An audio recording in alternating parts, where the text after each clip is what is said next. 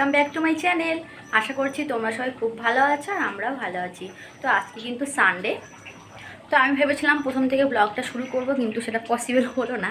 তাই ভাবলাম রান্নার আগে একটু ব্লগ করে দিই। তো আজকে তো সানডে, তোমাদের কাদের বাড়িতে মটন হচ্ছে বা চিকেন হচ্ছে।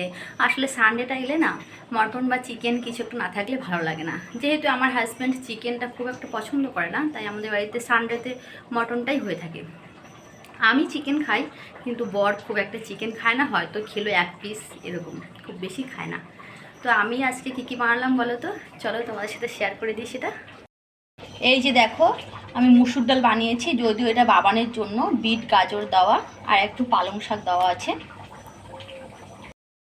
আর একটু পটল ভেজে নিয়েছি। আমি দুজনের তো 3টে পটল ভেজেছি। আর এদিকে দেখো মটনটা হচ্ছে, মটনটা প্লাস হয়ে গেছে, এখন মটনটা প্রায় হয়ে গেছে, এখন নামিয়ে নেব। একটা বড় আলু দিয়েছি আর 2টো রসুন দিয়েছি।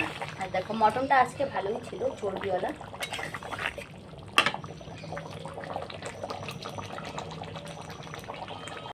আর মটনে একটু হালকা হালকা ঝোল রাখবো, তাহলে খেতে কিন্তু ভালোই লাগে।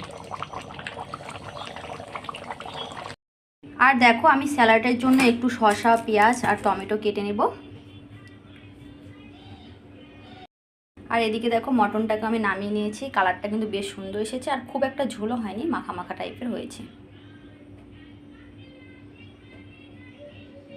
এদিকে দেখো আমার ভাতটাও হয়ে গেছে। ভাত আর কি দেখাও বলো, ভাত তো সবারই হয় দুপুরবেলা করে। আর এদিকে দেখো বাবান পাউডার সমস্ত ফেলে কার্টুন দেখা শুরু করে দিয়েছে।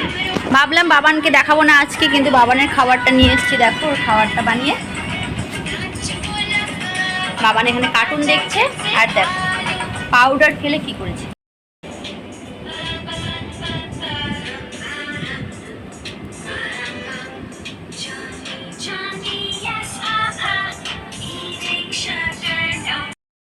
হাই করে দাও। ও কিন্তু অন্য সময় হাই করবে, বাই করবে, কিন্তু যখন ওকে বলা হবে না তখন কিচ্ছু করবে না।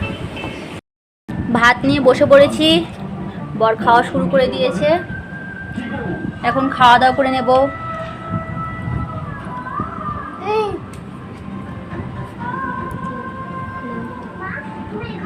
বাবান তুমি খাবে?